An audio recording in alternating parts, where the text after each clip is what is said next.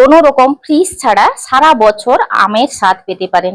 পাকা আম এইভাবে সংরক্ষণ করে আপনারা কিন্তু নির্দ্বিধায় যখন খুশি পাকা আম খেতে পারবেন। এইভাবে পাকা আম সংরক্ষণ করলে কোনো রকম স্বাদের পার্থক্য ঘটবে না। নমস্কার বন্ধুরা, আমার চ্যানেলে আপনাদের সবাইকে স্বাগত। পাকা আম পছন্দ করে না এমন মানুষ কিন্তু খুবই কম আছে। আর পাকা আম কিন্তু সারা বছর পাওয়া যায় না, পাওয়া গেলেও সেই স্বাদ থাকে না। আজকে আমি পাকা আম সংরক্ষণ করব কোনো রকম ফ্রিজ ছাড়া। আপনারা কিন্তু সারা বছরে পাকা আমের স্বাদ পেতে পারেন। চলুন কিভাবে আজকে আমি পাকা আম সংরক্ষণ করছি দেখে নিন। এখানে আমি 3টে পাকা আম নিয়েছি আর খুব ভালোভাবে প্রথমে ধুয়ে নিয়েছি। একটা একটা আম নিয়ে আমি খোসা ছাড়িয়ে নেব প্রথমে।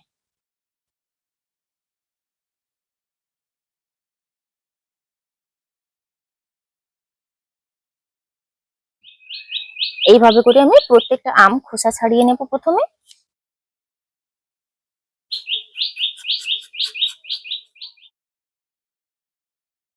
এইভাবে লম্বা লম্বা করে আমগুলো কেটে নিচ্ছি।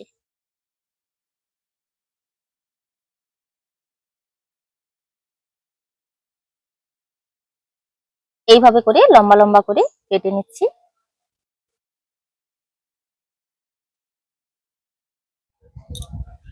আমগুলো দেখুন এইভাবে কেটে নিয়েছি। আমের মধ্যে এখানে হাফ কাপ মতন ভিনিগার দিয়ে দিচ্ছি। আর নিয়েছি আমি এখানে 1 বাটি চিনি।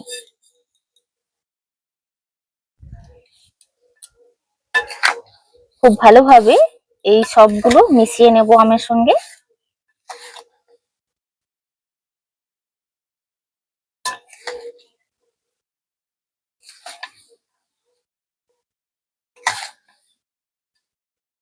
সময় থাকলে রেস্টে রাখতে পারেন, আর রেস্টে না রাখলেও কোনো সমস্যা নেই।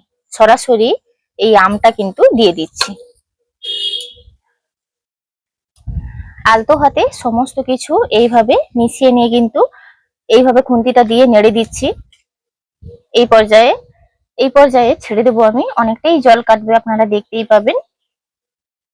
তো আপনারা দেখতেই পাচ্ছেন কতখানি জল ছেড়েছে। আমের মধ্যে যেহেতু পর্যাপ্ত পরিমাণে জল থাকে, তো চিনি দেওয়ার পর দেখবেন অনেকটাই জল কেটেছে। এইভাবে জাল করে নেব যতক্ষণ না চিনির রসটা অনেকটাই ঘন হয়ে যাচ্ছে এবং আমের কালার গুলো চেঞ্জ না হয়ে যাচ্ছে, ততক্ষণ অতি অবশ্যই জাল করতে হবে। এই জাল করার কাজটা কিন্তু খুবই গুরুত্বপূর্ণ।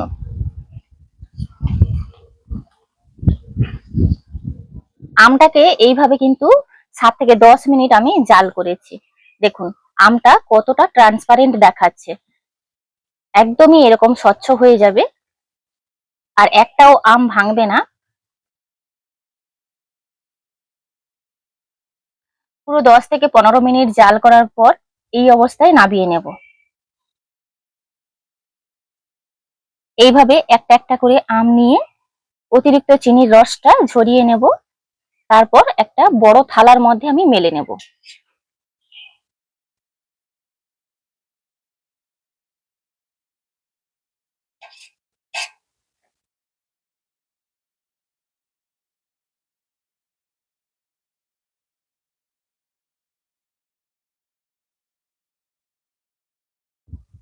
এইভাবে করে আমি সব আমগুলো থালার মধ্যে মেলে নিচ্ছি, তারপর আপনাদেরকে দেখাচ্ছি।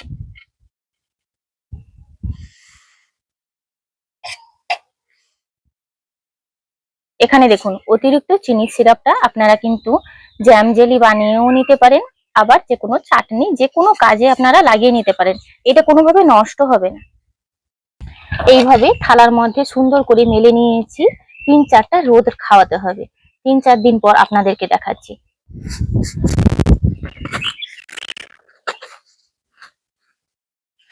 এরকম একটা নেট কিন্তু অতি অবশ্যই উপরে দিতে হবে, না হলে পাখিতে মুখ দেবে। আর দেখুন এত তীব্র রোদ, সে কারণে কিন্তু 4 দিন বলেছিলাম, 3-4 দিন, 2 দিনেই 1.5 দিন মতন রোদ খাইয়েছি, খুব সুন্দরভাবে শুকিয়ে গেছে। তো আপনাদেরকে আমি ভেতরে নিয়ে গিয়ে দেখাচ্ছি। দেখুন আমগুলো কত সুন্দরভাবে শুকিয়েছে, একদম উপরটা এরকম ভাবেই শুকিয়ে গেছে। একটা প্লেটে নিয়ে নিয়েছি। কোনো রকম ফ্রিজ ছাড়া সারা বছর আমের স্বাদ পেতে পারেন। পাকা আম এইভাবে সংরক্ষণ করে আপনারা কিন্তু নির্দ্বিধায় যখন খুশি পাকা আম খেতে পারবেন। এইভাবে পাকা আম সংরক্ষণ করলে কোনো রকম স্বাদের পার্থক্য ঘটবে না।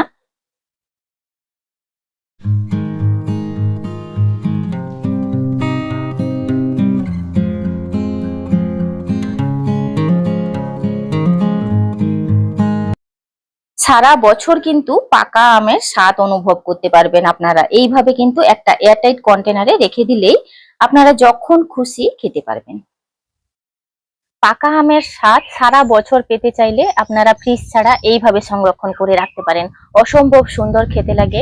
বাচ্চা থেকে বড় সবাই কিন্তু পাকা আমের স্বাদ পেতে পারেন। ভিডিওটি এখানেই শেষ করছি। দেখা হচ্ছে পরবর্তী একটা নতুন পর্বে। ভিডিওটি ভালো লাগলে লাইক শেয়ার কমেন্ট করবেন। আপনারা সবাই ভালো থাকবেন, সুস্থ থাকবেন, সাবধানে থাকবেন।